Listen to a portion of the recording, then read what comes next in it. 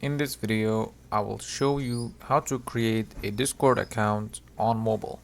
This should work for both Android and iPhone. So if you don't have the Discord app, go to Apple Store or Play Store and then search for Discord. Then here you can see Discord. Then you can open it and then click on register.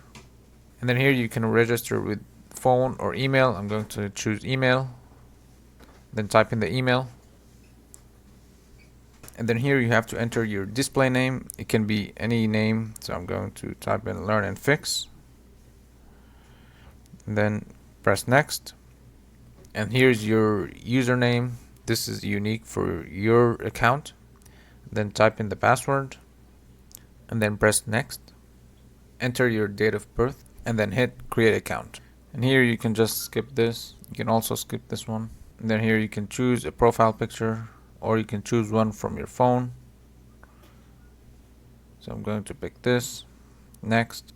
And just like that, you have created a Discord account. Discord is an app where you can chat with people, text someone, or hang out in a server with a group of people. And you can do many other things. So that's pretty much it for the video. If you found it helpful, make sure to leave a like and subscribe. Thank you for watching.